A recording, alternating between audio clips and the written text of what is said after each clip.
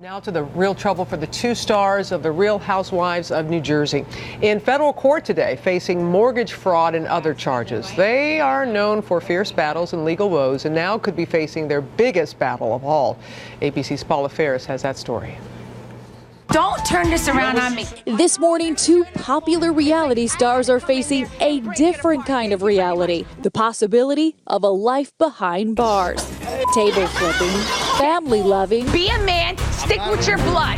Teresa Giudice and her husband Joe from Bravo's Real Housewives of New Jersey were indicted Monday on federal fraud charges. If convicted, they could spend as many as 50 years in prison. According to court documents obtained by ABC News, the Giudices allegedly submitted false and fraudulent mortgage and other loan applications from 2001 to 2008. The documents also say Joe failed to submit tax returns and did not tell the truth in bankruptcy court. Teresa's accused of reporting fake jobs and fake incomes. One of them, she said that she was an executive assistant. She went so far as to file fake W-2 forms, allegedly. Federal prosecutors also say the 41-year-old mother, known by fans for her lavish spending habits and opulent New Jersey mansion, tried to hide the money she was earning from the Real Housewives when filing for bankruptcy in 2009. Just because you do bankruptcy doesn't mean you have to crawl and die in a hole. Like, oh my God, I did bankruptcy, let me just die. Bravo declined to comment on the matter. Still, the couple's past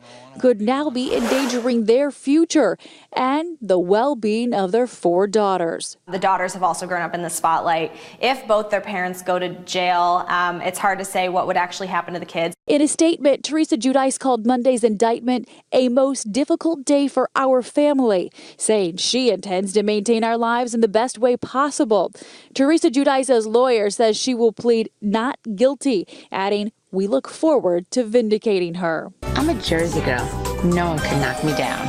Apparently, not even the long arm of the law. For Good Morning America, Paula Ferris, ABC News, New York.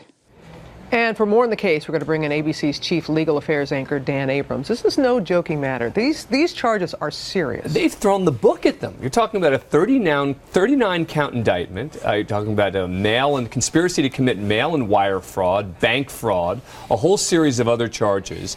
And they're saying that this started back in 2001. And in effect, what they were doing, they say, is when they were applying for loans, they would overstate what they had. They would file fake W-2s and create fake pay stubs. And then yet when they filed for bankruptcy, they would do just the opposite, which is to minimize the amount of assets that they had. But the authorities are really saying that they went to great lengths. This is not just messing up some numbers. The authorities are claiming that they went to great lengths to lie to the banks, to the courts, in connection with this long history of what they say is fraud. And could be facing decades in jail. And are Joe and Teresa, are they equally implicated in this case? Well, they're certainly both implicated, and a number of the charges are conspiracy where they work together. But, for example, they're saying that he didn't file tax returns for between 2004 and 2008. That just relates to him. But for many of the most serious charges, you're talking about both of them. So it's going to be very interesting to see if they try and get one of them to flip on the other one. But I don't think they're going to offer a deal that would not involve serious prison time here. So I think that a deal might be hard in and of itself. All right. And again, both are expected in court later today. That's right. Dan, thanks so much.